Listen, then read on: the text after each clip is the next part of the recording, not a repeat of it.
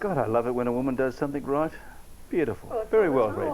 Now, let's just get back. No, that's right. Let's go back to Fiona. You were saying to us about this particular subject. You were adopted, right? Yes, I am adopted right here, right now. And I've got an adopted brother and sister, Greg and Samantha. One thing that we're always told, my parents told us, was that as adopted children, we were very loved and very wanted. It's possibly more so than a biological child that comes along by accident, because my parents, even the adoption laws have got tighter since I was adopted in the 60s. We were actually allowed 3 children in our family, but the laws changed and you weren't allowed to adopt more than 2 children, I think in the 70s. But as an adopted child, I've always felt loved by my parents. So issues come about. I have met my biological parents, which is a privilege. So how did that come about? Well, I looked for them in my 20s when the laws changed, but I left it for a while, waited to my late 20s. So, okay, you found out, you had the meeting. What was that like, the first meeting? The most uncanny meeting was, for me, was meeting my mother, because I looked like her. And to meet a human being that I looked like was really quite confronting. And in some ways I resented her. It's really, I mean, it's a story unto itself. So this is a fair while ago? 5, 6 years ago now. Okay, have you kept up the relationship? With my mother I've stayed in touch with, and she's like a good friend, but it's improved. When I say my mother, my biological mother, my parents are the people that brought me up, Barbara and Kevin, who put the time and the energy into rearing me, because I was a rebellious child. But did you ask Mum why? Did you ask your biological mum why? I was born out of wedlock in a situation that didn't, in the 60s, they couldn't get married. That's just the facts. And I was lucky because, you know, I was lucky to be born, because there was a potential there that I wasn't going to be. And if it wasn't for, actually, you know, when I met the doctor that encouraged my mother to have me, to give birth to me, because she was about not to. Yes.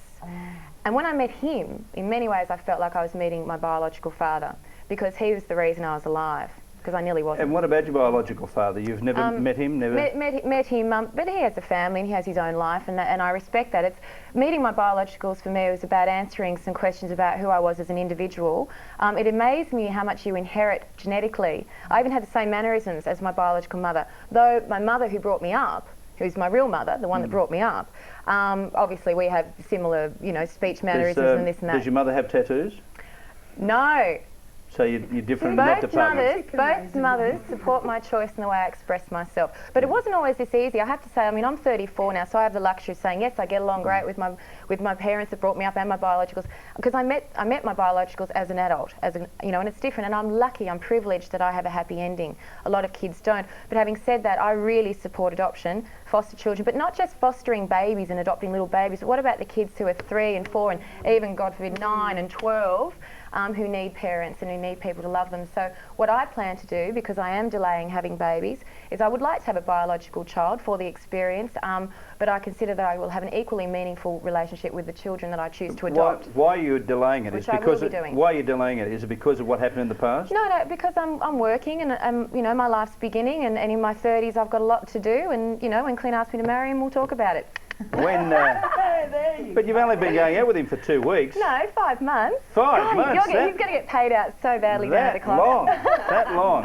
Okay, Jo, very quickly, would you like to have something to say? Oh no, I just think that's amazing. I haven't actually heard from someone who has been adopted and shared their experience. So well, congratulations. That's a scoop for Beauty and the Beast. Yeah, I do agree with.